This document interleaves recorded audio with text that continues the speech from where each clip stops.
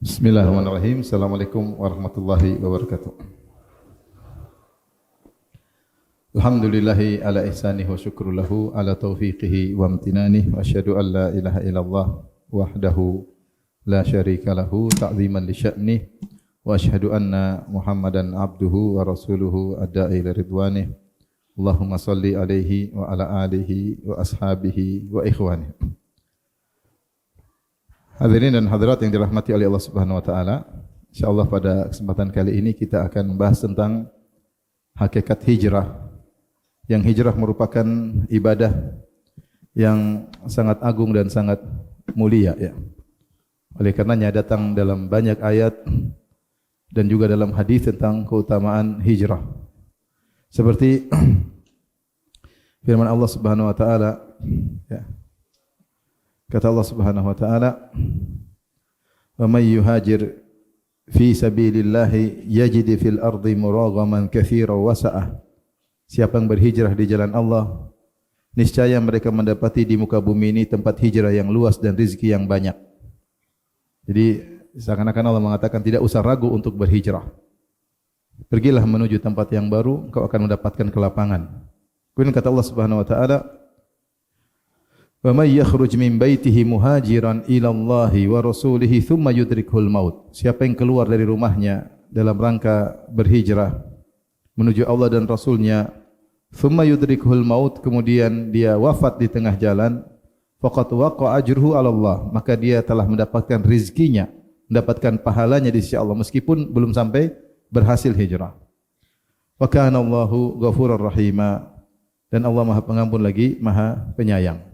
Dan dalam Al-Quran Allah sering mengatakan menggandengkan innalladzina amanu walladzina hajaru, semuanya orang yang beriman dan berhijrah. Allah gandengkan antara iman dan hijrah.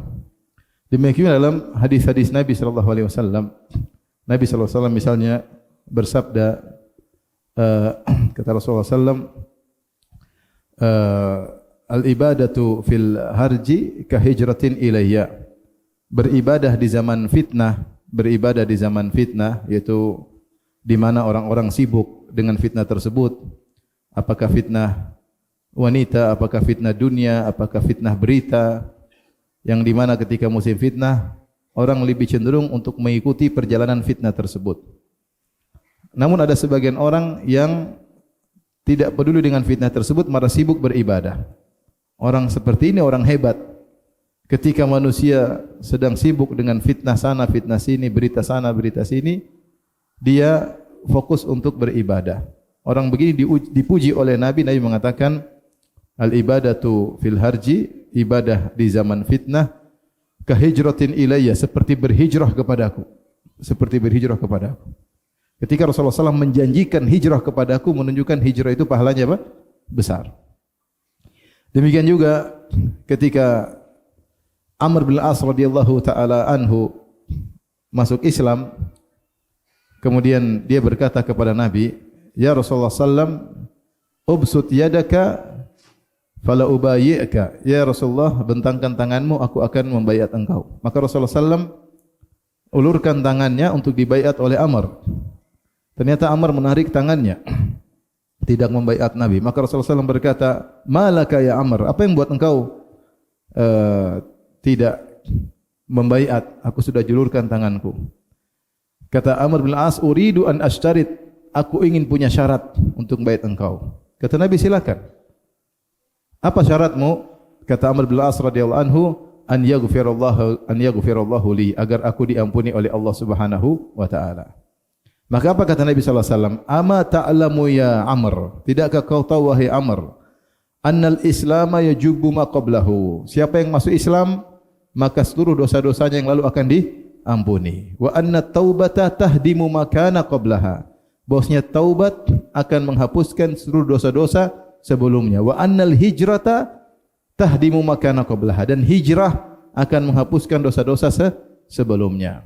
Di sini Rasulullah SAW gandengkan antara Islam, taubat dan hijrah. Ini menunjukkan tentang agungnya hijrah. Demikian juga ketika Nabi SAW memberi contoh tentang keutamaan niat, maka Rasulullah mencontohkan tentang hijrah. Kata Rasulullah SAW, innamal a'malu bin niyat. Sungguhnya amalan tergantung niatnya masing-masing. Wa inna malikulli imri'in ma nawa, dan setiap orang akan mendapatkan sesuai dengan apa yang niatkan. Kemudian Rasulullah sebutkan tentang contohnya apa? Hijrah. Faman kanat hijratuhu ila Allahi wa rasulihi. Siapa yang hijrahnya karena Allah dan Rasulnya, fa hijratuhu ila Allahi wa rasulihi, maka dia akan dapat pahala karena hijrahnya kepada Allah dan Rasulnya. Kemudian Rasulullah SAW mengatakan, wa man kanat hijratuhu lidunya aw imra'atin yankihuha fa hijratuhu ila ma hajara ilaihi. Adapun siapa yang berhijrah untuk dunia atau untuk menikahi seorang wanita, maka hijrahnya sesuai dengan apa yang dia niatkan. Ini segelintir kecil dari keutamaan tentang hijrah. Ya. Apa sih hakikat hijrah? Dan apakah kita masih bisa mengerjakan hijrah di zaman sekarang ini? Maka untuk itu saya akan jelaskan tentang hakikat hijrah secara bahasa, kemudian secara istilah, kemudian kita akan mengetahui jenis-jenis hijrah, dan juga kita mana hijrah yang sudah terputus dan mana hijrah yang masih bisa berkesinambungan yang bisa kita lakukan. Saya mulai dari definisi hijrah ya. Jadi definisi hijrah.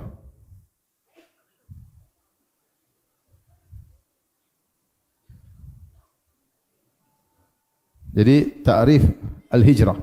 Hijrah kita tinjau dari segi bahasa, lugatan ya.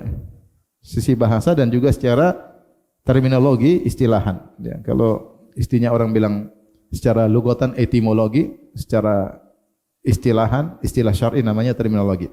Adapun secara bahasa ada beberapa makna yang menunjukkan makna hijrah. Yang pertama maknanya at-tark, yang kedua adamul wusul, tidak sampai, yang ketiga adalah al-bu'du anisyai', jauh dari sesuatu. Ini makna seputar hijrah. Meninggalkan, tidak sampai pada tujuan dan jauh dari sesuatu. Maknanya seputar itu, menjauhi. Maknanya dari meninggalkan berarti mengakibatkan jauh, tidak sampai berarti apa? Jauh, dan menjauh dari sesuatu juga maknanya kembali kepada jauh.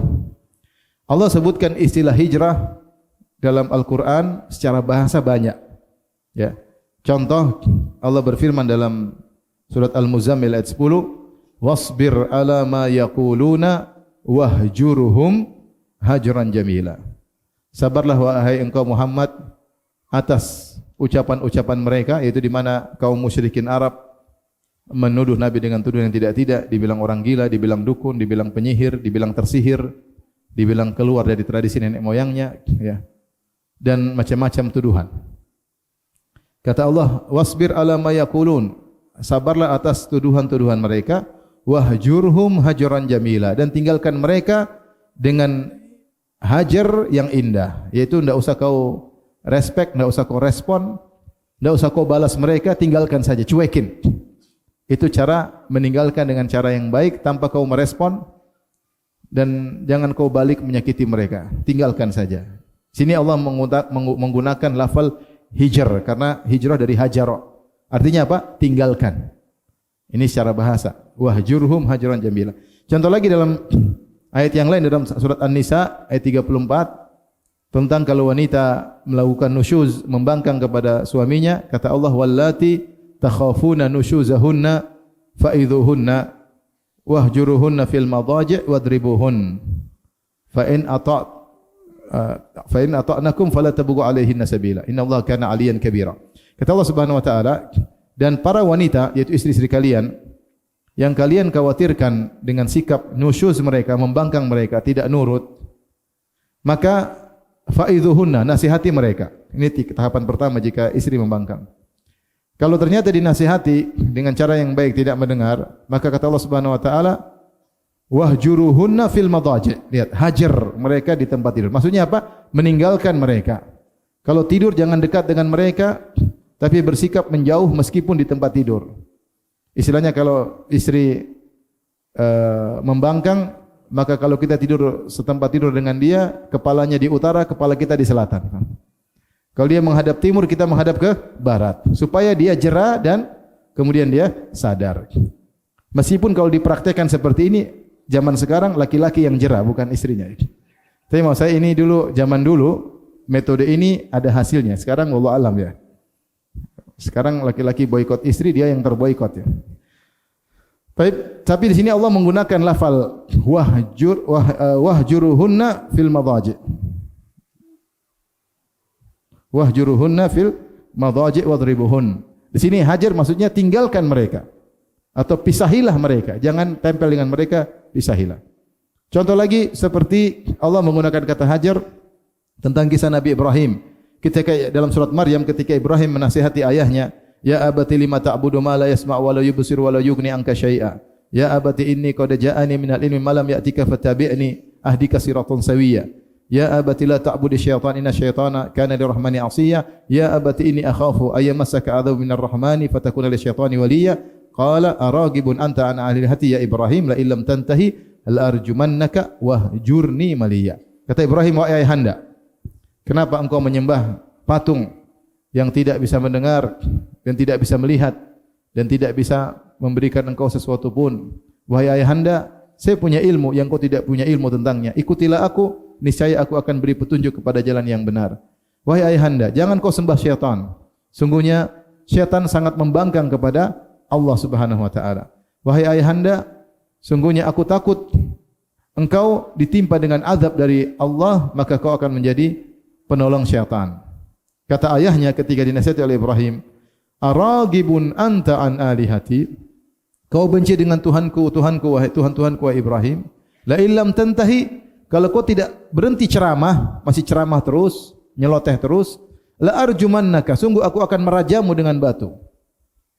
Wahjurni maliyya, hajarlah aku, tinggalkanlah aku dalam waktu yang panjang. Saya enggak mau lihat kau. Saya enggak mau lihat kamu, tinggalkan aku. Di sini hajar berarti maknanya apa? Meninggalkan.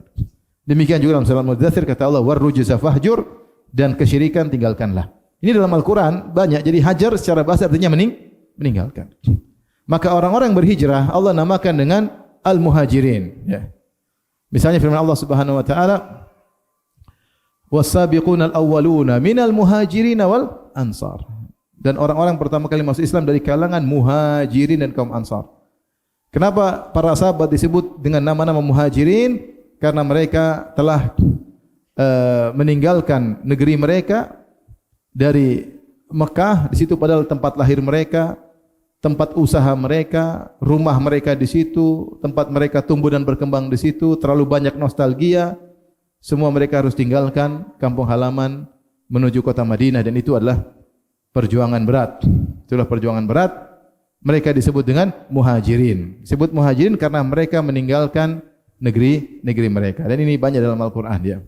Seperti firman Allah Subhanahu wa taala, lil fuqara'il muhajirin alladzina ukhriju min diyarihim wa amwalihim yabtaguna fadlan minallahi wa ridwana wa yansurunallaha wa rasulah, dalam surat Al-Hasyr. Dan untuk kalangan fuqara dari kalangan kaum muhajirin yang terusir dari negeri mereka dan terpisahkan dari harta mereka, mereka tinggalkan harta dan negeri mereka karena mencari ridha Allah Subhanahu wa taala. Dari sini kita paham tentang makna hijrah secara bahasa, intinya kembali kepada makna meninggalkan dan menjauhi. Meninggalkan dan menjauhi. Baik. Secara istilah dan selalu demikian dalam membahas tentang definisi, selalu para ulama mulai dengan makna etimologi, kemudian menyebutkan makna secara terminologi. Dan selalu makna istilah diambil dari makna etimologi tetapi lebih spesifik dikhususkan. Contoh. Salat secara bahasa artinya doa.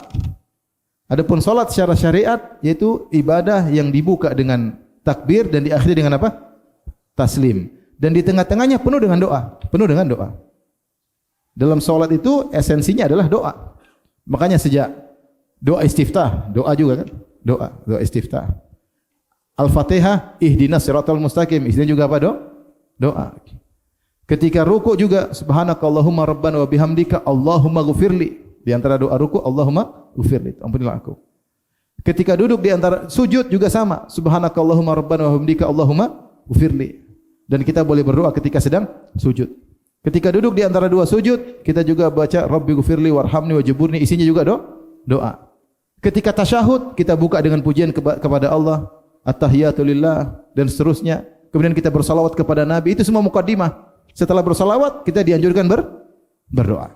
Jadi salat isinya semua doa.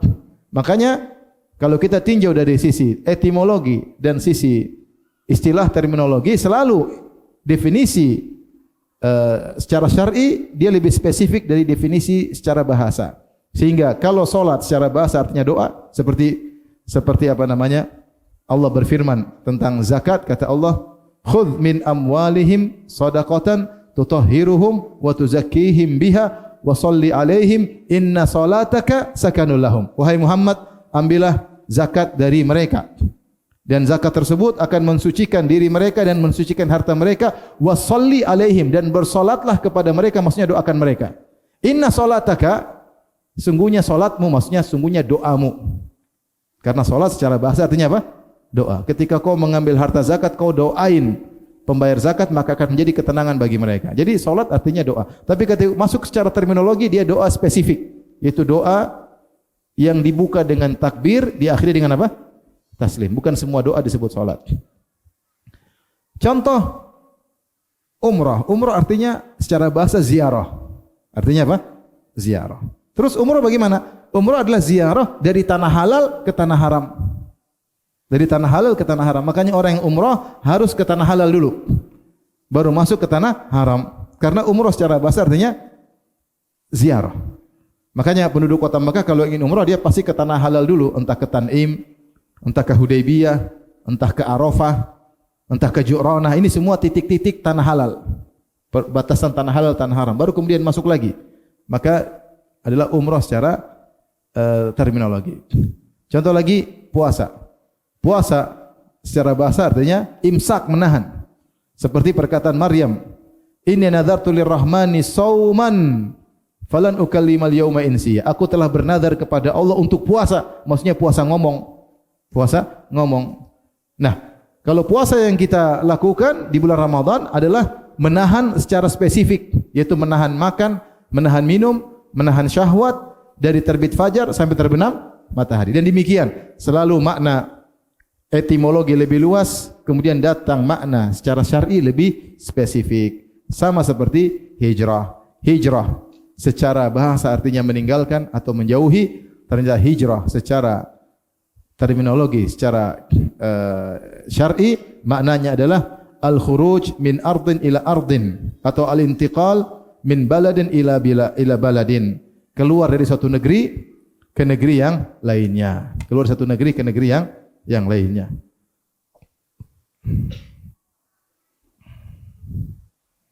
Dan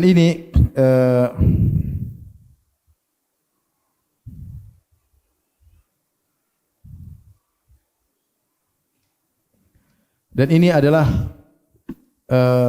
meninggalkan satu negeri ke negeri lainnya karena Allah Subhanahu wa taala. Karena Allah Subhanahu wa taala itu untuk meninggalkan negeri yang tidak aman menuju negeri yang aman untuk beribadah kepada Allah Subhanahu wa taala. Itu namanya hijrah secara sederhana.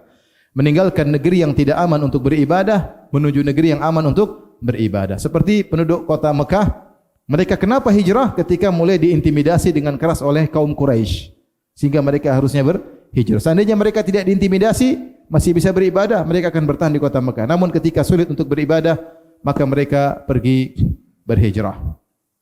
Mereka pergi berhijrah, meninggalkan negeri mereka menuju negeri baru.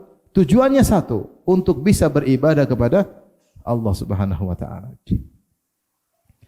Dan ini sudah dialami oleh orang-orang saleh dari dulu sampai sekarang ya.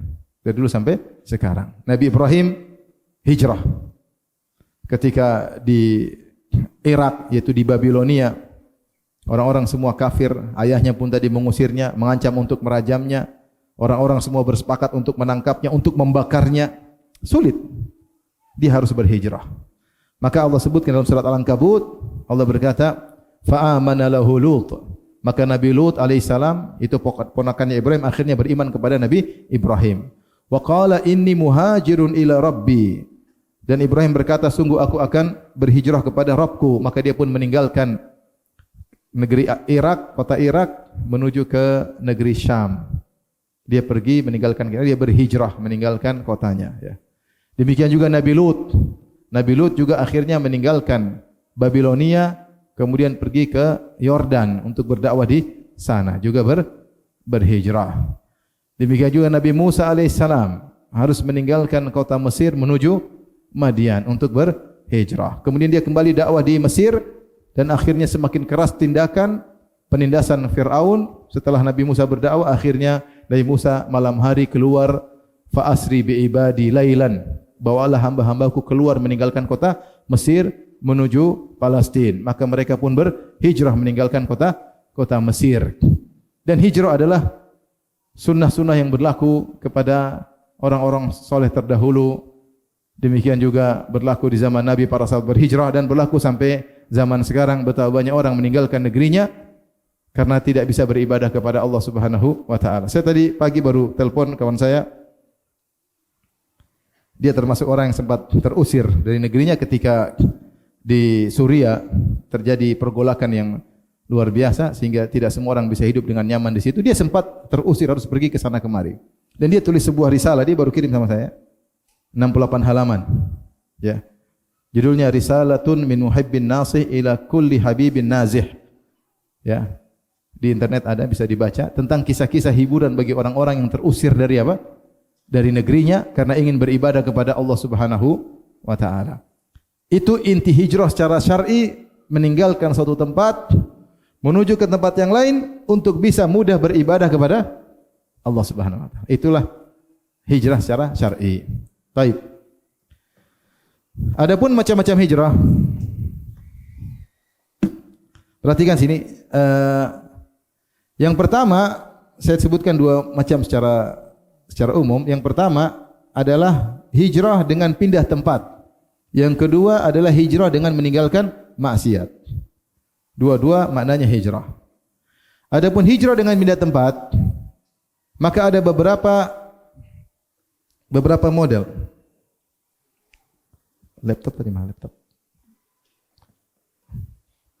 Ada beberapa model. Di antaranya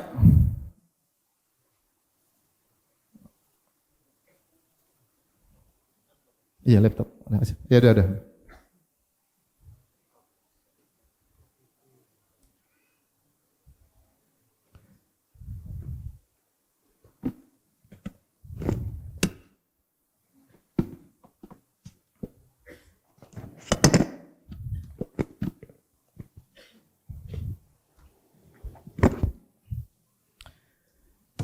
Yang pertama, sebagaimana sudah saya tuliskan, adalah hijrah dari negeri perang Darul Harb ke negeri Islam. Dari Darul Harb ke negeri Islam, Darul Aman. Contohnya seperti dari Mekah ke Madinah. Para sahabat berhijrah dari Mekah ke Madinah. Di Mekah terjadi disebut Darul Harb karena mereka dibunuh, mereka disiksa, ya, dipaksa untuk murtad, sehingga akhirnya para sahabat berhijrah ke kota Madinah. Ya. Dan juga di antara bentuk hijrah adalah dari negeri kufur ke negeri kufur lainnya tetapi lebih baik, yaitu dari negeri khauf ke Darul Aman, dari negeri yang sulit untuk menjalankan ibadah ke negeri yang aman meskipun negara kafir juga. Contohnya hijrahnya para sahabat ke negeri Habasyah. Habasyah negeri kafir. Mereka beragama Nasara. Namun mereka punya raja yang sangat adil, yaitu An-Najasyi, Asmahah. Namanya Asmahah An-Najasyi. Maka dia adalah seorang raja yang adil dan orang yang tinggal di sisinya tidak akan dizalimi. Makanya Rasulullah SAW ketika melihat para sahabat ditindas dengan keras di Mekah, maka Rasulullah SAW izinkan mereka untuk berhijrah ke Habasyah. Kata Rasulullah SAW, di sana negeri Habasyah ada raja yang adil, kalian tidak akan dizalimi di sana. Maka berangkatlah para sahabat hijrah ke negeri Habasyah. Setelah berhijrah ke negeri Habasyah beberapa lama, kemudian ada isu di kota Mekah bahwasanya Abu Jahal, Abu Lahab sudah masuk Islam, sudah berdamai dengan Nabi SAW. Hal ini terjadi karena ketika Nabi SAW baca surat An-Najm, "Wan najmi idza hawa ma dhalla sahibukum wa ma ghawa ma yantiqanil hawa." Rasulullah baca surat An-Najm di hadapan orang musyrikin, ada Al-Walid bin Mughirah, ada Abu Jahal, ada Umayyah bin Khalaf, ada tokoh-tokoh Quraisy. Rasulullah baca depan mereka dan mereka mendengar. Sampai di akhir ayat kata Rasulullah SAW membaca firman Allah Subhanahu wa taala, "Afa min hadzal hadithi ta'jabun wa tadhakuna wa la tabkun wa antum samidun fasjudu lillahi wa'budu." Sujudlah kepada Allah dan beribadahlah. Nabi pun sujud tilawah. Ternyata orang-orang kafir Quraisy mereka terbawa dengan lantunan bacaan Quran Nabi, mereka ikut sujud. Ketika mereka ikut sujud jadi heboh, viral. Berita ini viral. Viral beritanya sampai ke Habasyah. Disangka bahwasanya orang-orang Quraisy sudah masuk Islam. Akhirnya para sahabat balik ke Mekah. Kenapa? Karena hijrah ke negeri Habasyah tidak mengenakan. Kenapa tidak mengenakan? Pertama, kota Mekah adalah kota kaya. Kota Mekah adalah pusat kota religi, pusat wisata religi. Di situ ada Ka'bah, di samping Ka'bah ada 360 berhala. Semua kabilah-kabilah Arab datang ke Mekah. Mau cari Tuhannya banyak di mana? Di Ka'bah. Mau Tuhan spesial penyakit, spesial anak, spesial rizki, spesial apa. Sehingga pilihan banyak, opsi banyak. Sehingga pusat wisata religi adalah di Mekah, orang datang semua. Kemudian dia adalah pusat perdagangan, karena perdagangan berjalan dari Mekah ke negeri Syam, bolak-balik. Mekah negeri Syam, Mekah negeri Syam. Sehingga orang-orang Quraisy tinggal di Mekah dengan nyaman. Maka disebut dengan Ummul Qura, pusat dari negeri-negeri yang lain. Ternyata karena para sahabat yang tadinya nyaman di Mekah ditindas dan ditindas, akhirnya mereka harus berhijrah. Mereka hijrah ke negeri Habasyah. Habasyah negeri miskin, Ethiopia. Pertama negeri miskin. Cuaca tidak sama seperti di Mekah. Yang kedua, mereka tidak berbahasa Arab. Mereka punya bahasa apa? Sendiri, bahasa Habasyah.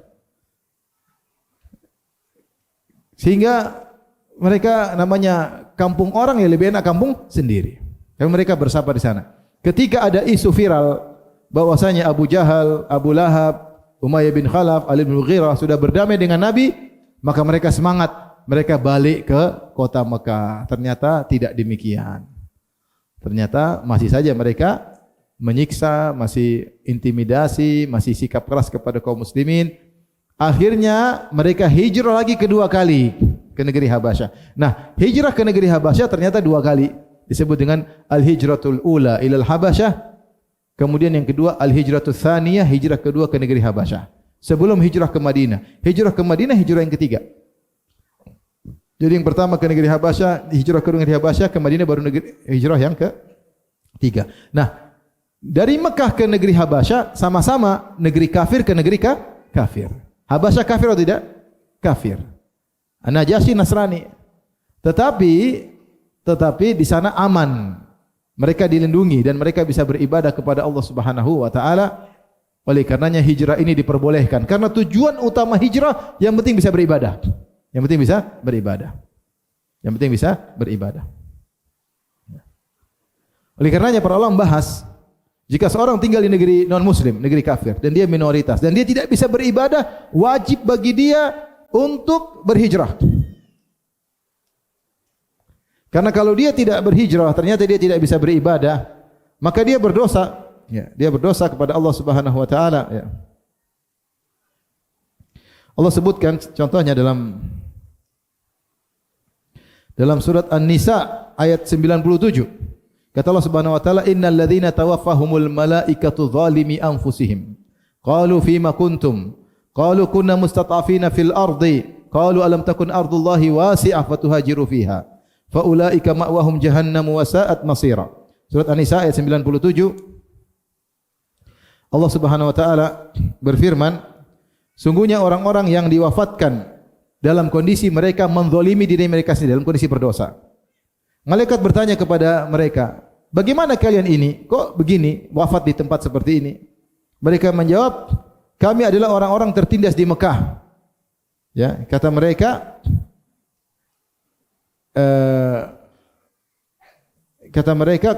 kunna mustat'afina fil ard. Kami ditindas di kota Mekah. Apakah ini alasan bagi mereka? Allah tidak terima alasan tersebut.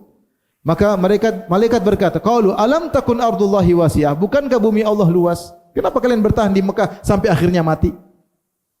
Kecuali kalau tidak bisa berhijrah, ditahan, diikat, itu lain cerita. Kalian bisa berpindah, berhijrah, meninggalkan kota Mekah, tapi kalian tidak mau meninggalkan kota Mekah sampai meninggal dunia. Apakah ini uzur? Bukan uzur. Kata malaikat, alam takun ardullahi wasi'atan fatuhajiru fiha? Bukankah bumi Allah luas kemudian kalian berhijrah di sana? Kenapa kalian tidak berhijrah? Kata Allah, faulaika ma'wahum jahannam. Mereka ini tempat kembalinya adalah neraka jahannam. Wa sa'at masira, dan neraka jahannam adalah seburuk-buruk tempat kembali. Jadi kalau kita praktekkan zaman sekarang, ada orang tinggal di negeri non muslim, di situ dia tidak bisa salat, tidak boleh pakai jilbab misalnya. Tidak bisa salat Jumat. Dan dia masih mungkin untuk pergi ke negeri lain, wajib bagi dia. Kecuali kalau dia tidak mungkin pergi ke negara lain, tidak bisa. Tidak bisa ngurus paspor, peraturan undang-undang negara tidak menerima. Kalau dia pergi sana diusir lagi, itu lain cerita. dia terpaksa bertahan di negerinya. Tapi kalau dia tinggal di suatu negeri, dia tidak bisa beribadah kepada Allah dan dia mampu untuk berpindah ke negeri lain, wajib bagi dia untuk pindah. Jangan karena dia cinta kepada tanah airnya, jangan karena cinta kepada kampung halamannya, dia bertahan tidak bisa beribadah sampai mati, maka tidak ada uzur. Lihatlah mereka tidak dikasih uzur oleh Allah Subhanahu wa taala. Mereka bilang kunna mustad'afina fil ard. Malaikat tanya, "Kenapa kalian meninggal di Mekah sampai meninggal? Tidak bisa beribadah." Kata mereka, "Kunna mustad'afina fil ard." Kami dulu ditindas. Apakah ada uzur? Enggak. Alam takun ardullahi wasi'atan fatuhajiru fiha. Bukankah bumi Allah luas? Kan kalian bisa hijrah. Faulaika, maka kata Allah, mereka itulah orang-orang ma'wahum jahannam. Tempat mereka, kembali mereka adalah neraka jahannam, wa sa'at masira, dan neraka jahannam seburuk-buruk tempat tinggal. Tetapi jika seorang tinggal di negeri non muslim dan dia bisa menjalankan ibadah dengan mudah, zahirnya tidak mengapa. Zahirnya tidak mengapa. Dan ini disampaikan juga oleh Ibnu Hajar dalam Fathul Bari, menukil dari pendapat Al-Mawardi. Al-Mawardi salah seorang ulama Syafi'iyah yang punya kitab Al-Hawil Kabir. Bahwasanya jika seorang meskipun di negara kafir dan dia bisa beribadah, bisa menjalankan aktivitas ibadah, pada dasarnya dia yang penting beribadah. Karena hijrah itu disyariatkan ketika tidak bisa beribadah. Ketika bisa beribadah meskipun di minoritas, tidak apa-apa. Apalagi kalau dia punya tujuan untuk berdakwah di sana, menyebarkan Islam. Ya, apalagi dia penduduk asli sana, maka mudah-mudahan bermanfaat. Sebagaimana kita lihat sekarang, Islam tersebar di mana-mana. Islam tersebar di mana-mana. Tapi kalau ternyata dia tidak bisa beribadah, sementara ada kesempatan untuk pergi dan dia tidak pergi sampai mati, maka dia tidak ada uzur. Kenapa? Karena cintanya kepada kampung halamannya membuat dia bertahan sampai akhirnya meninggal dunia dalam kondisi tidak bisa beribadah kepada Allah. Ini tidak ada uzur baginya. Baik. Jadi kita sudah sebutkan dua model hijrah. Pertama dari Mekah ke Madinah, itu dari apa? Dari negeri perang ke negeri Islam. Yang kedua dari negeri kafir ke negeri kafir, tapi dari negeri kafir yang tidak aman ke negeri kafir yang aman. Contohnya dari mana? Mekah ke Habasyah. Yang ketiga dari negeri yang penuh maksiat atau bid'ah menuju ke negeri yang penuh dengan iman dan takwa. Di antaranya kisah pembunuh 100 nyawa. Tentang kisah pembunuh 100 nyawa, dia sudah bunuh 99 nyawa, kemudian dia datang kepada seorang ahli ibadah, dia tanya, "Hal min taubah, saya bisa taubat enggak?" Kata ahli ibadah tadi, "Kau sudah bunuh 99 nyawa, enggak bisa. Enggak ada taubat bagimu." Maka dia pun bunuh ahli ibadah tadi jadi 100 ya. Akhirnya dia berhasil bunuh 100 nyawa. Ini orang darah panas, cepat marah. Ada fatwa tidak cocok, langsung. "Saya masih terima taubat enggak?" "Oh enggak, ngapain ya, sekalian aja kamu dibunuh 100. Salah fatwa, diponggal kepalanya. Kalau haram atau tidak? Kalau bilang haram ditembak.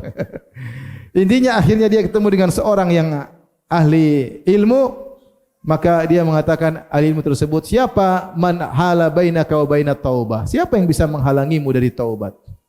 Allah Maha penerima taubat. Tetapi kata orang alim ini, "Illa idhab, pergilah engkau ke negeri sana. Di sana negeri baik. Ada orang-orang soleh di sana. Fa'budillaha ma'ahum, beribadalah kepada Allah bersama mereka. Dan tinggalkanlah negerimu, fa innaha ardu su', sungguhnya kampungmu itu kampung yang buruk." Maka dia pun pergi berhijrah menuju kampung yang baru, meninggalkan kampung lamanya. Berjalanlah orang ini yang sudah membunuh 100 nyawa menuju kampung yang baru. Di tengah jalan dia meninggal dunia. Belum sampai hijrahnya. Tapi dia sudah niat atau bukan? Belum. Sudah. Dan dia sudah masuk dalam firman Allah, "Wa may yakhruj min baitihi muhajiran ila Allah wa rasulih, thumma yudrikuhul maut, faqad waqa'a ajru 'ala Allah." Siapa yang keluar dari rumahnya dalam rangka untuk berhijrah kepada Allah dan Rasulnya, kemudian dia mati di tengah jalan, sudah jelas pahalanya, sudah pasti pahalanya. Ini yang dialami oleh pembunuh 100 nyawa ini. Maka dia berjalan tengah jalan, tahu-tahu dia meninggal dunia. Maka datanglah malaikat maut, cabut nyawanya. Dan tugas malaikat maut kalau sudah cabut nyawa, diserahkan kepada malaikat-malaikat dua kemungkinan. Malaikat rahmat atau malaikat apa? Azab. Kalau orang ini baik, maka disambut dengan malaikat-malaikat rahmat. Malaikat maut serahkan. Selanjutnya urusan kalian. Kalau orang ini masuk neraka, yang nyambut malaikat-malaikat apa? Azab. Diserahkan. Ini qadarullah hari itu, malaikat maut cabut nyawa, malaikat rahmat, malaikat azab kumpul sama-sama. Malaikat azab melihat ini bunuh 100 orang. Malaikat rahmat melihat dia sedang berjalan menuju apa? Menuju kota yang baru untuk beribadah kepada Allah. Maka Allah utus malaikat satu yang menjelma jadi manusia, yang menjadi hakim di antara perselisihan malaikat rahmat dan malaikat apa? Azab. Karena masing-masing menjalankan tugas. Akhirnya malaikat yang menjelma jadi manusia mengatakan, ukur jarak antara dia dengan kota yang dituju dengan kota yang ditinggalkan. Mana yang lebih dekat? Ikutin. Diukur. Kalau ternyata lebih dekat kepada kota yang ditinggalkan, berarti ikut malaikat azab. Kalau ternyata lebih dekat kepada kota yang dituju, berarti ikut malaikat apa? Rahmat. Maka Allah perintahkan, wahai bumi, dekatkan. Bumi mendekat. Wahai bumi yang di sini, jauhkan. Maka melar. Di sini dekat. Akhirnya diukur lebih dekat kepada kota yang dia tuju. Akhirnya dia masuk surga. Intinya, dia sedang berhijrah. Berhijrah dari mana? Dari tempat yang banyak maksiat menuju tempat yang banyak orang-orang soleh. Supaya apa? Supaya dia bisa move on, kata orang. Supaya dia bisa beribadah totalitas. Dia tinggalkan seluruh masa lalunya. Karena kalau dia masih berkutat pada masa lalunya, dia bisa kembali lagi. Maka dia move on dan dia pergi menuju ke negeri yang baru, kota yang baru, areal yang baru. Ternyata sebelum sampai dia sudah meninggal dunia. Akhirnya dia masuk surga. Ini contoh meninggalkan negeri yang penuh maksiat kepada negeri yang tidak, atau di situ banyak ketaatan. Disebutkan oleh para ulama contohnya seperti para ulama yang meninggalkan kota Mesir. Jadi kota Mesir sekitar abad keempat kalau tidak salah, dikuasai oleh Daulah Ubaidiyah atau Daulah Al-Ubaidiyin, yaitu Daulah Fatimiyah, Syiah. Ketika itu orang-orang semua dipaksa untuk mencaci maki Abu Bakar, Umar dan Utsman. Siapa yang tidak melaknat Abu Bakar dan Umar dan Utsman dibunuh. Dan banyak ulama dibunuh ketika itu. Suruh caci maki Abu Bakar, Umar dan Utsman. Kalau tidak mau caci maki Abu Bakar, Umar dan Utsman dibunuh. Sehingga sebagian ulama ada yang harus berhijrah, meninggalkan negeri tersebut, berkumpul ke daerah-daerah Ahlussunnah. Jika tidak, mereka akan dibunuh. Ini contoh daerah di situ penuh dengan kemaksiatan, kebid'ahan yang parah, ditinggalkan demi untuk bisa beribadah dengan nyaman di jalan Allah Subhanahu wa taala. Ini model hijrah yang kedua atau yang ketiga. Terus model hijrah yang keempat. Adalah hijrah kepada Nabi untuk belajar sebagaimana kabilah-kabilah yang datang ke kota Madinah. Mereka tidak ada masalah di kampung mereka. Beda dengan Mekah. Kalau Mekah, sahabat masalah tinggal di situ. Dibunuh, diintimidasi, dipaksa murtad. Tapi sebagian sahabat datang dari Yaman. Sebagian datang dari kabilah-kabilah yang lain. Dari Najd. Sebagian lagi datang dari mana. Mereka tidak ada masalah di kampung mereka. Tapi mereka datang untuk belajar kepada siapa? Nabi. Mereka berhijrah untuk belajar apa? Agama. Ini salah satu jenis hijrah. Tujuannya apa? Meninggal satu tempat ke tempat lain untuk beribadah kepada Allah. Maka mereka berhijrah. Dan banyak sahabat datang berhijrah kemudian pergi haji. Di antaranya seperti kisah Abu Malik Ibnul Huwairith, ya. Malik Ibnul Huwairith. Kalau tidak salah namanya Malik Ibnul Huwairith, sahabat yang meriwayatkan tentang hadis-hadis tentang salat.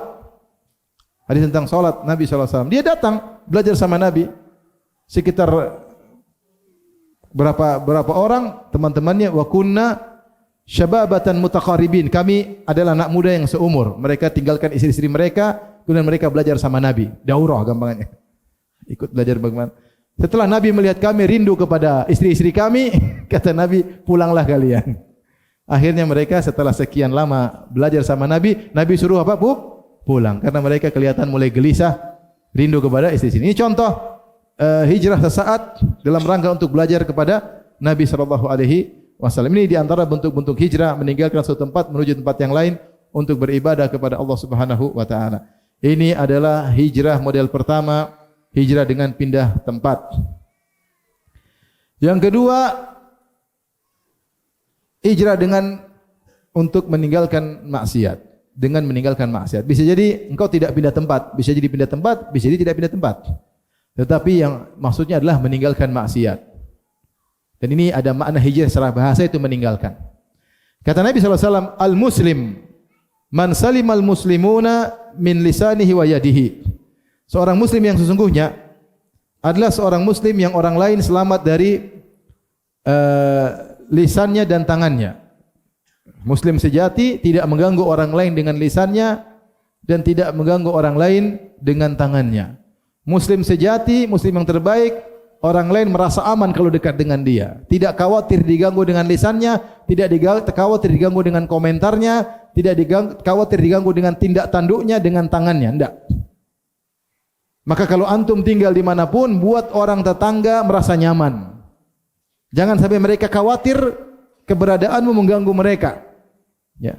Makanya ketika Rasulullah SAW menjelaskan tentang tangga yang buruk, kata Nabi SAW tentang tangga yang buruk, kemudian ditanya siapa tangga yang buruk, kata Nabi SAW, man lam ya'man jaruhu bawa'iqahu. Itu orang la yu'min, tidak beriman. Siapa ya Rasulullah?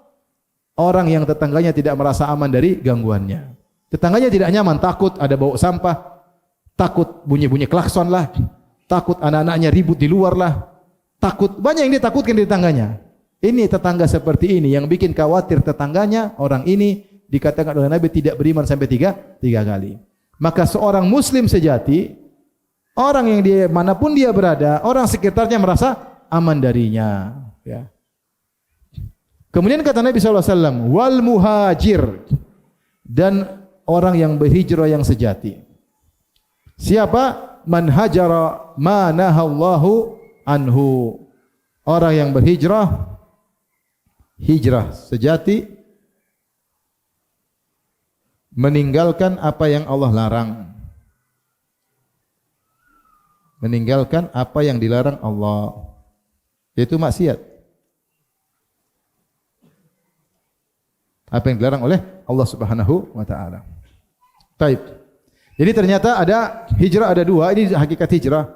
Hijrah secara berpindah dari tempat ke tempat yang lain. Kemudian hijrah yang kedua, hijrah meninggalkan apa? Maksiat. Tidak harus dia pindah tempat. Dia biasa di kamar nonton yang tidak, maka dia berazam saya hijrah, dia tinggalkan. Atau dia kerja suatu tempat ribawi, kemudian dia berhijrah, saya tinggalkan tempat ribawi tersebut. Atau dia jualan barang-barang yang haram, kemudian dia sadar, dia tinggalkan hal itu semua karena Allah Subhanahu wa taala. Dia punya kebiasaan-kebiasaan buruk, dia tinggalkan karena Allah Subhanahu wa taala. Ini semua namanya hijrah. Hijrah yang hakiki, meninggalkan apa yang Allah haramkan. Taib, kita lanjutkan.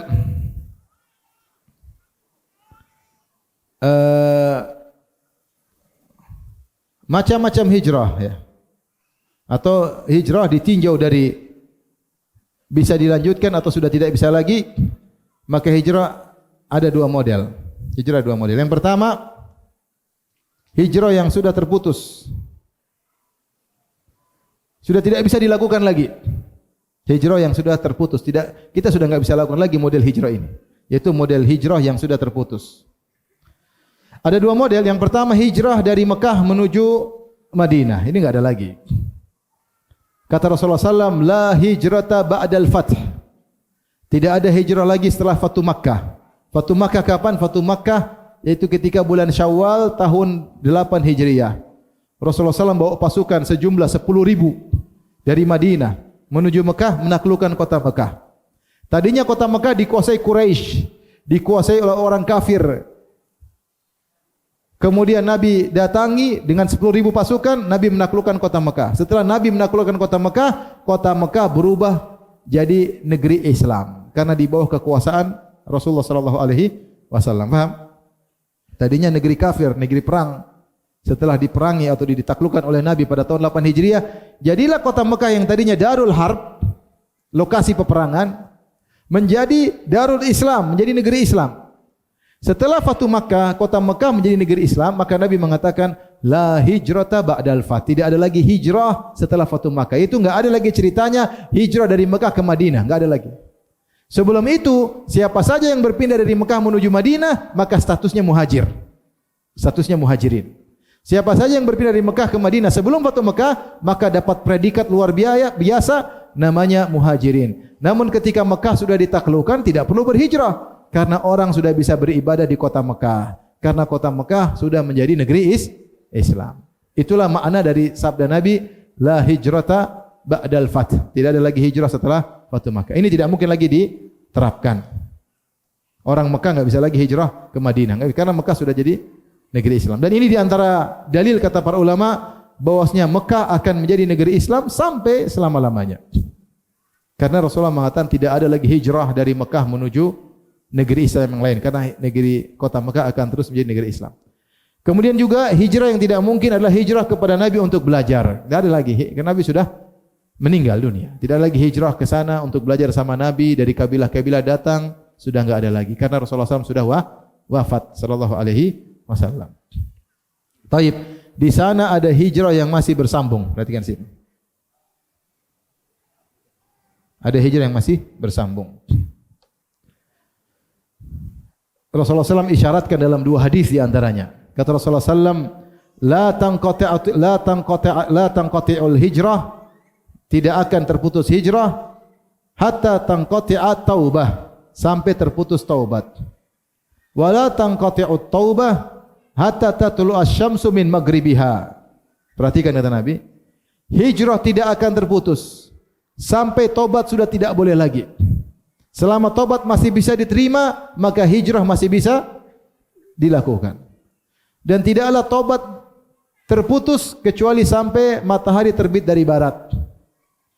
Selama matahari masih terbit dari timur, maka orang masih boleh bertobat. Selama orang masih boleh bertobat, masih boleh hijrah. Karena hijrah adalah salah satu bentuk taubat. Hijrah adalah salah satu bentuk taubat. Meninggalkan kerjaan haramnya, berarti dia bertobat. Meninggalkan kebiasaan buruknya, suka nonton ini, berarti dia bertobat. Meninggalkan hobinya musik-musikan, berarti dia bertobat. Meninggalkan makan riba, berarti dia bertobat. Ya. Hobi-hobinya yang buruk, meninggalkan suka minum khamar, berarti dia bertobat. Ya. Maka selama taubatnya masih bisa, maka berarti hijrah juga masih bisa. Demikian juga Rasulullah SAW bersabda, la tanqati'ul hijratu ma qutilal kuffar. Hijrah tidak akan terputus selama orang-orang kafir masih diperangi, masih jihad dengan orang kafir. Kata para ulama maksudnya, jihad tidak akan terputus sampai hari kiamat. Jihad melawan orang kafir tidak akan terputus sampai hari kiamat. Di antaranya jihadnya Imam Mahdi melawan pasukan Dajjal. Di antaranya jihadnya Imam Mahdi melawan pasukan Dajjal. Kapan itu? Menjelang hari kiamat. Imam Mahdi bersama Nabi Isa alaihissalam berjihad melawan Dajjal dan pasukannya. Dajjal punya pasukan. Selama jihad masih berjalan sampai hari kiamat, maka hijrah masih berjalan terus sampai hari kiamat itu, sampai menjelang hari kiamat. Ini dalil-dalil bahwasanya ada hijrah yang berkesinambungan, kontinu, tidak terputus. Hijrah apakah yang berkontinu dan tidak terputuskan itu? Maka kita lihat sini saya sebutkan 2. Hijrah dari negeri yang tidak aman atau negeri kufur atau negeri yang zalim ke negeri yang aman untuk bisa beribadah, ke negeri yang aman untuk bisa beribadah. Dan ini sebagian saudara-saudara kita berhijrah. Contoh, saudara-saudara kita dari Rohingya, ya, dari Burma hijrah ke Saudi, banyak hijrah ke Arab Saudi banyak.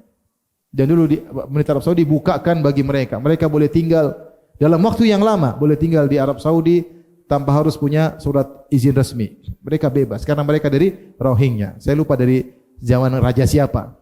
Jadi kita dapati mereka sudah banyak. Bahkan mereka dibuat tempat khusus kampung Burmawi. Ya. Termasuk dulu di Madinah ada namanya kampung Burmawi. Kampung besar, situ orang Burma semua. Saya sering ke situ, kenapa? Karena di situ ada sekolah dulu. Sekolah istri saya dulu belajar di situ.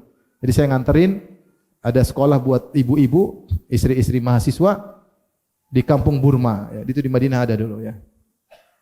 Jadi ini contoh mereka berhijrah. Karena mereka kalau di sana mereka dibunuhin, diintimidasi dan yang lainnya.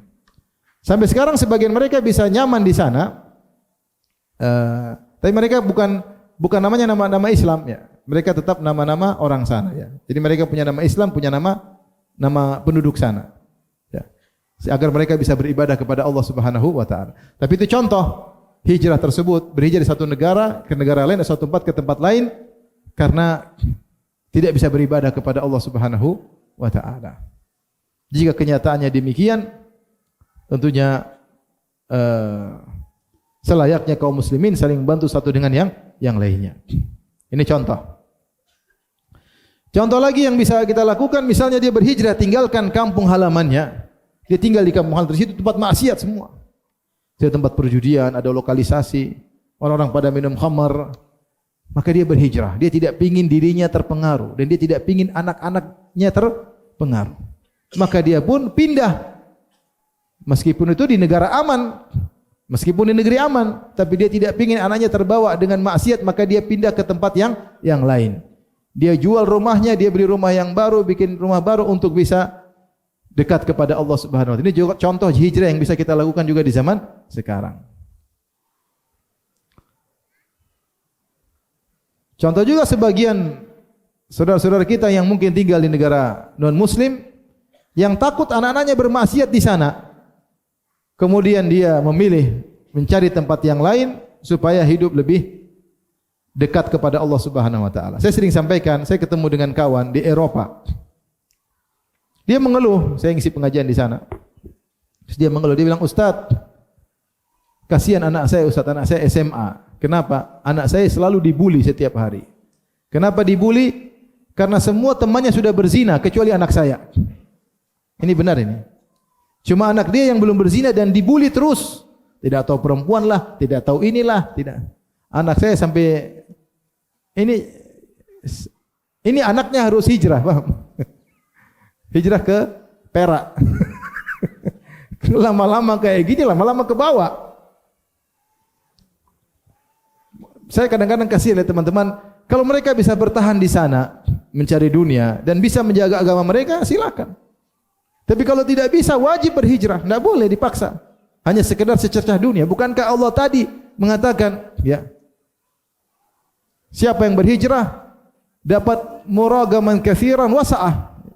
Siapa yang hijrah maka dia akan mendapatkan kelapangan. Kenapa harus berkutat pada satu daerah yang di mana memang sepertinya kau dapat rizki tapi ternyata rusak di situ. Kau tidak bisa menjaga dirimu, tidak bisa menjaga istrimu, tidak bisa menjaga anak-anakmu. Suatu hari saya juga pergi ke negeri kafir, negeri bule juga. Maka dakwah di sana, kemudian ada acara buka puasa bersama. Kumpullah orang-orang. Datanglah anak-anak remaja yang cewek-cewek tidak pakai jilbab. Yang cowok juga ada yang pakai anting sini. Ini orang Indonesia semua ini ceritanya nih. Bukan orang barat, orang Indonesia, ke barat-baratan. Di antara mereka ada yang orang laki-laki, maksudnya pemuda, remaja. Rambutnya botak. Tapi ada sisa tengah di sini. Sedikit tengah begini. Terus di tengahnya ada pohon berdiri. Seperti oase di tengah padang pasir. Dan dia pede-pede saja.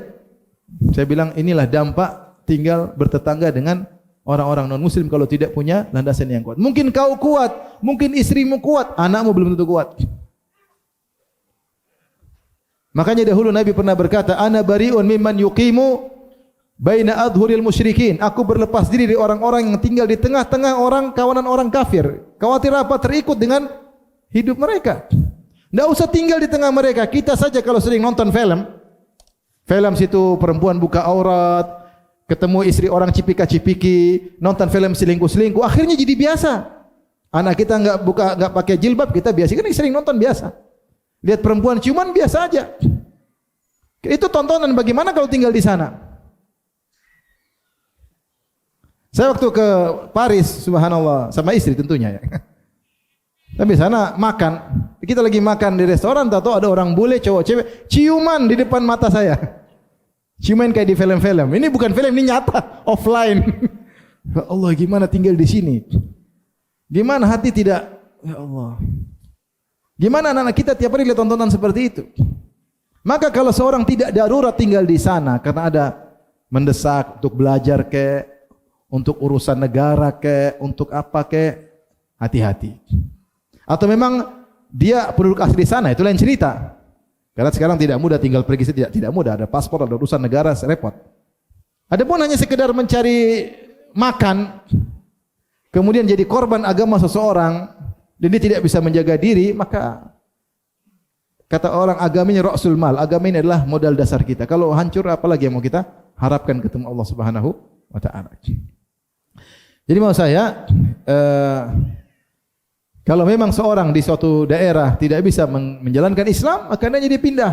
Lain halnya kalau dia di sana ada seorang tinggal di sana, dia bikin komunitas, dia bikin pengajian, dia dakwah, dia mulai menyebarkan Islam, itu bagus. Mungkin dia tinggal di sana lebih bermanfaat daripada pulang ke tanah air. Maksud saya lihat situasi dan kondisi. Makanya saya bilang kawan-kawan yang tinggal di sana gencar bikin pengajian. Untuk menjaga iman, untuk menjaga anak-anak, bikin sekolah-sekolah kecil Islam agar anak terjaga. Baik, ini salah satu hijrah yang mungkin dilakukan meskipun zaman sekarang. Di antara hijrah yang pasti, yang sangat mudah, yang bisa kita lakukan tidak akan terputus adalah hijrah meninggalkan apa? Maksiat. Hijrah meninggalkan maksiat. Seorang yang masih berkutat dengan maksiatnya maka hendaknya dia tinggalkan. Dia tidak tahu kapan Allah cabut nyawanya. Jangan menunda-nunda apa? Taubat. Jangan entar sok, tahu-tahu mati. Nanti, tahu-tahu mati. Oleh karenanya di antara hikmah ketika para ulama menyebut tentang firman Allah Subhanahu wa taala, kullama aradu an yakhruju minha min ghammin u'idu fiha. Allah ceritakan tentang penghuni neraka jahanam. Setiap kali mereka ingin keluar dari neraka, dari kepiluan yang mereka rasakan, dari penderitaan yang mereka rasakan, u'idu fiha, mereka dikembalikan lagi. Jadi neraka seakan-akan pintunya dibuka, mereka senang, mereka mau keluar, ternyata tutup lagi, mereka kembali lagi. Terus seakan-akan dibuat kesempatan mereka pergi lagi, ingin keluar, ternyata kembalikan lagi, terus menerus. Apa hikmahnya Allah bikin mereka begitu? Mau keluar kembali lagi, mereka keluar kembali lagi. Kata para ulama, ketika mereka bermaksiat, biasanya ada sinyal, kamu sudahlah, taubatlah. Ada sinyal nyala, setiap orang pasti punya signal kalau dia fitrahnya masih ada. Yang disebut dengan nafsul lawamah. Kata Allah Subhanahu wa taala, la uqsimu biyaumil qiyamah wa la uqsimu bin nafsil lawamah. Aku bersumpah dengan hari kiamat dan sungguh aku bersumpah dengan jiwa yang suka mencela. Apa itu juga jiwa yang suka mencela? Fitrah. Yang bilang haram, deg-degan kalau orang maksiat. Deg-degan ingat hari akhirat.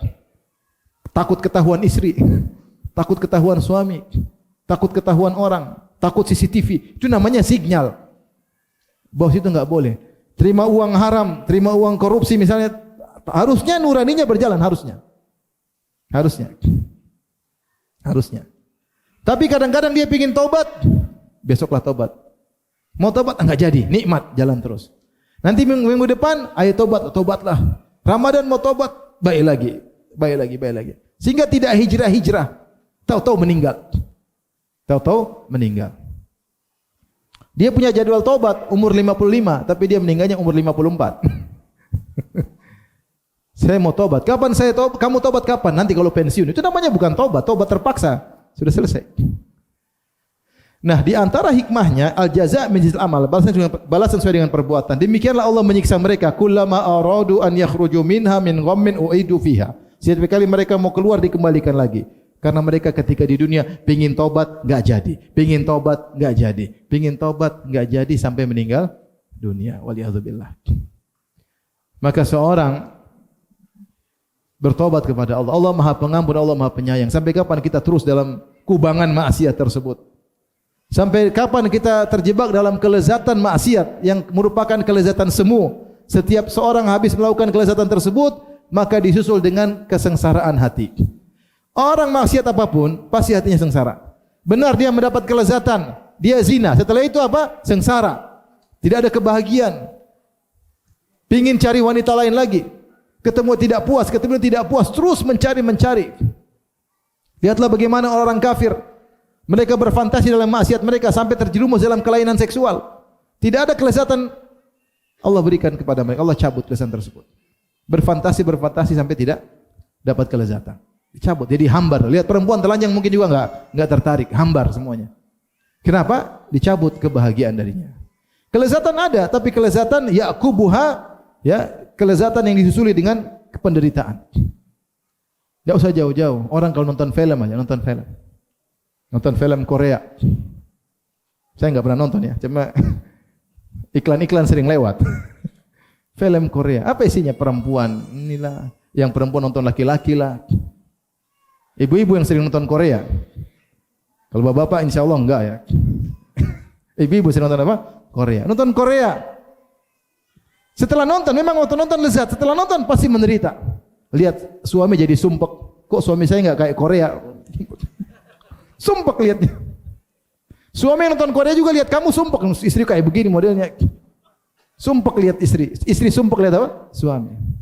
Kebahagiaan dicabut gara-gara kelezatan. Nonton apapun, film apapun, situ ada maksiat dan rata-rata ada maksiat. Kalau mau nonton yang halal ya nonton TV Mekah, TV Madinah. Nonton. Kalau nonton maksiat, benar ada kelezatan. Seri pertama, tapi setelah itu pasti ada kekeringan dalam hati, kebahagiaan Allah cabut. Ada kekeringan. Ya. Oleh karenanya sampai kapan mau begitu? Sampai kapan kita terjebak dalam kemaksiatan? Setiap hari kita maksiat 1 jam, 2 jam nonton. Dibukakan nanti pada hari kiamat kelak catatan amal isinya film Korea seri 1 sampai seri 37. Setiap seri 1 jam. Setiap seri berapa jam? Jangan pura-pura tidak tahu berapa jam. Subhanallah. Sampai kapan? Bertobatlah kepada Allah, hijrahlah, tinggalkan itu semua. Bertobatlah, istighfar. Kita enggak tahu kapan Allah mencabut nyawa kita. Ridhokah kita kalau kita dimatikan sekarang untuk bertemu dengan Allah dengan amal kita seperti ini sekarang ini? Tentu kita tidak ridho. Kita ingin lebih daripada itu. Intinya ikhwan dan akhwat yang rahmatillah subhanahu wa taala, saya ingin mengambil faedah dari kisah hijrah yang kita sebutkan ini. Sebenarnya tujuan hijrah ada 2. Meninggalkan maksiat dan beribadah kepada Allah Subhanahu wa taala. Itu. Meninggalkan maksiat dan beribadah kepada Allah Subhanahu wa taala. Maka hijrah jadi mulia karena orang itu rela meninggalkan tempat tinggalnya, meninggalkan hartanya, meninggalkan kampung halamannya agar dia bisa beribadah kepada Allah. Dan yang satunya al-muhajir, man hajara ma nahallahu anhu. Orang yang meninggalkan apa yang Allah larang. Dia menjadi mulia, menjadi muhajir sejati ketika dia meninggalkan apa Allah yang larang. Maka inilah hakikat hijrah. Selama kita berusaha lebih dekat kepada Allah untuk bisa mudah beribadah, dan selama kita berusaha untuk menjauh dari maksiat, sebenarnya kita dalam perjalanan hijrah. Kita sedang hijrah menuju lebih dekat dengan Allah Subhanahu wa taala. Kata Ibrahim alaihissalam, "Inni muhajirun ila rabbi," aku berhijrah menuju Rabbku. Supaya apa? Supaya dekat dengan Allah Subhanahu wa taala. Nah, ini sekarang kita renungkan diri kita, masing-masing renungkan. Saya juga renungkan diri saya. Kita evaluasi diri kita. Kita ini udah ngaji berapa tahun? Adakah perubahan dalam ketakwaan kita? Masing-masing cek dirinya. Udah ngaji sana, ngaji sini, sudah pakaian Islami, bahkan sebagian akhwat sudah bercadar. Apakah ketakwaan kita semakin tinggi? Apakah zuhud kita kepada dunia semakin besar atau semakin rakus dengan dunia? Renungkan sendiri. Apakah solat kita semakin khusyuk atau tidak khusyuk? Ataukah orientasi kita biasanya kita bicara akhirat, sekarang bicara dunia melulu? Ataukah waktu kita lebih banyak baca akhirat atau baca dunia? Semua kita baca, berita dunia, berita politik, berita ekonomi, berita kesehatan, berita akhirat. Al-Quran tidak pernah kita baca. Hari-hari lewat, tidak ada lembaran kita buka. Mana hakikat hijrah? Itu kita pikirkan diri kita sendiri. Kalau kita meninggal dalam kondisi begini, sungguhnya berbahaya. Karena kita mau mengumpulkan hujah-hujah yang akan menyerang kita pada hari kiamat kelak. Saya bacakan perkataan Imam Al-Ghazali. Dia berkata, al-ilmu bila amalin junun. Kata dia, ilmu tanpa amal hanyalah kegilaan. Kenapa dia bilang kegilaan?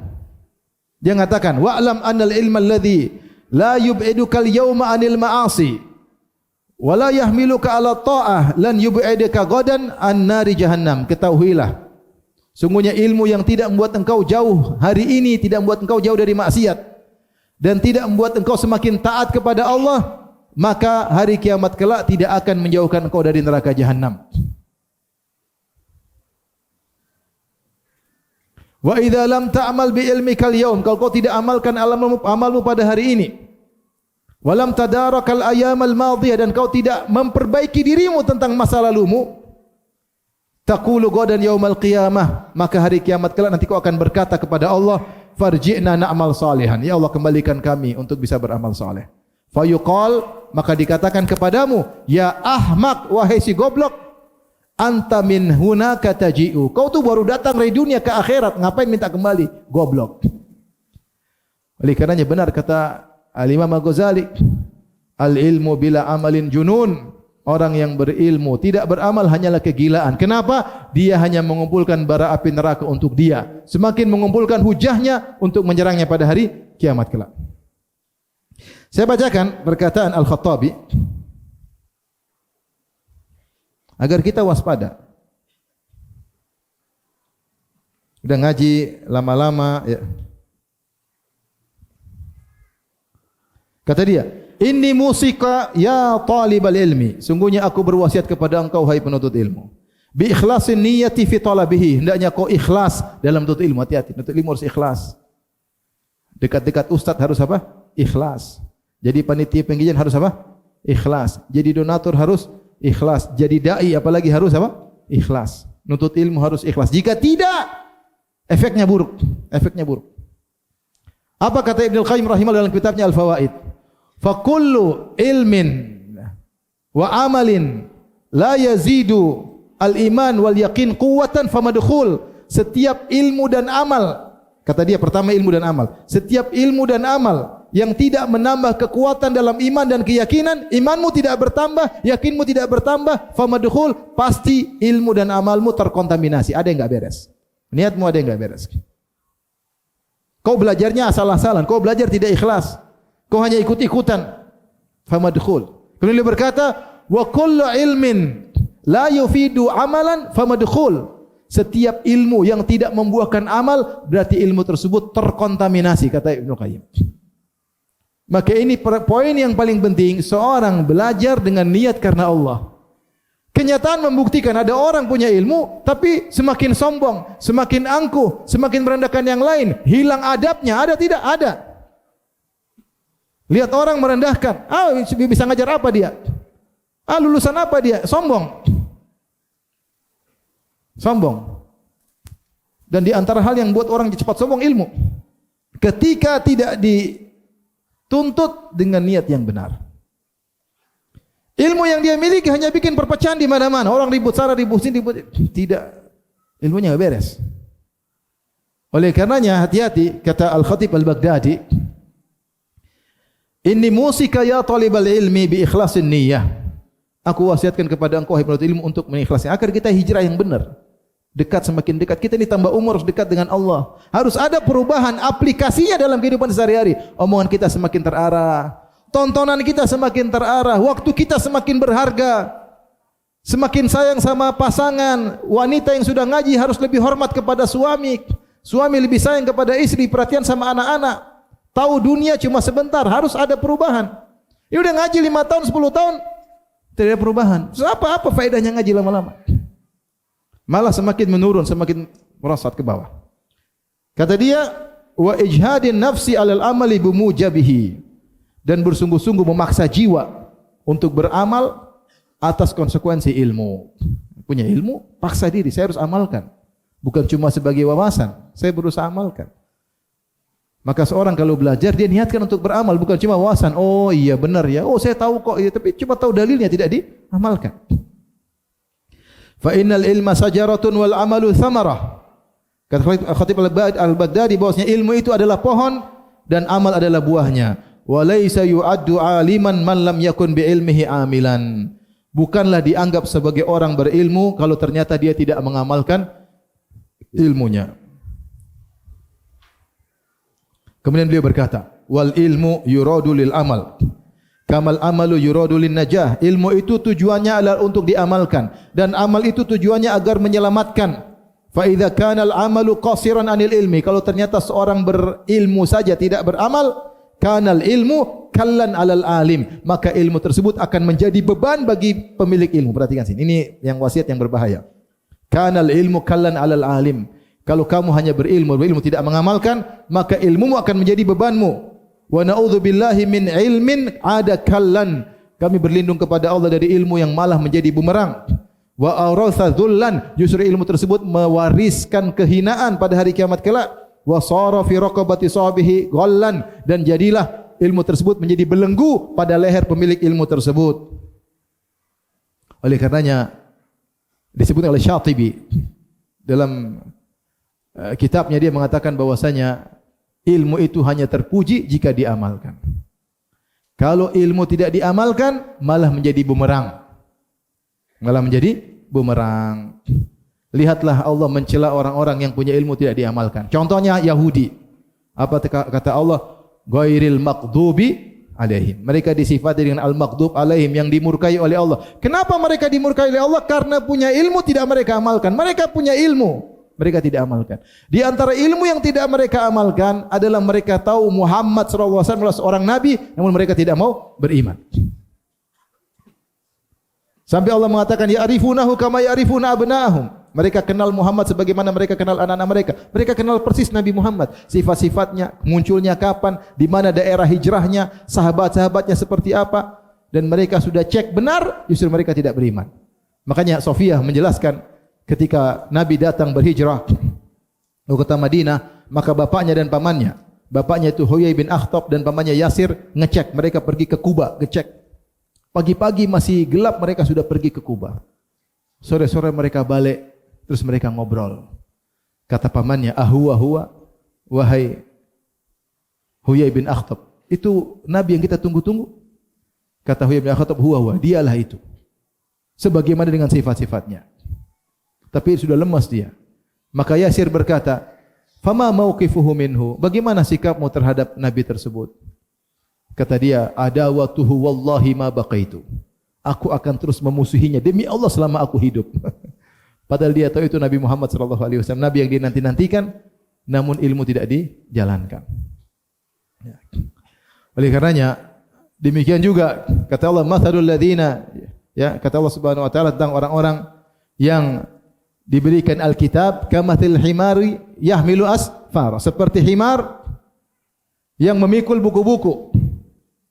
Punya himar itu, dia mungkin bawa buku, tapi dia taruh di atas dia.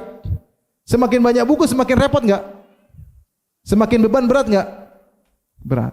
Itulah kira-kira orang punya ilmu semakin banyak tidak diamalkan. Seperti himar yang bawa buku yang banyak.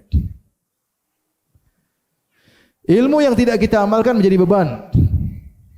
Maka ini sebagai evaluasi introspeksi bagi diri saya pribadi dan juga ikhwan dan akhwat yang dirahmati Allah Subhanahu wa taala.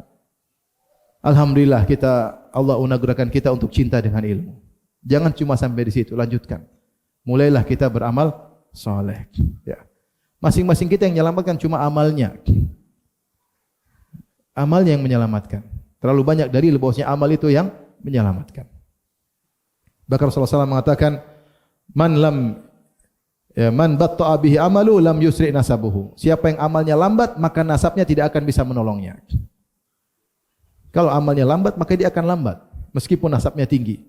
Maka seorang berusaha beramal saleh. Nanti kita masing-masing ketika di akhirat, yauma yafirul mar'u min akhihi wa ummihi wa abihi wa sahibati wa bani. Seorang akan lari dari istrinya, lari dari anaknya, lari dari bapaknya, lari dari ibunya. Likulli imri'in minhum yauma idzin sya'nu yughni. Masing-masing punya urusan yang merepotkannya. Oleh karenanya ikhwan dan akhwat, seharusnya kalau kita semakin belajar, hijrah kita semakin benar.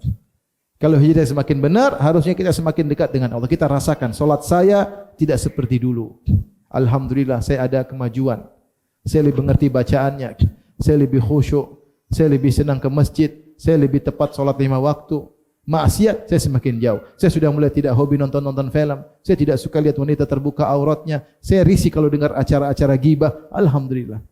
Mulai lihat hati kita. Saya mulai tidak ngurusin kesalahan orang. Saya tidak mulai merendahkan orang. Saya mulai tidak sombong. Alhamdulillah. Puji Allah. Berarti ada efek kita belajar agama.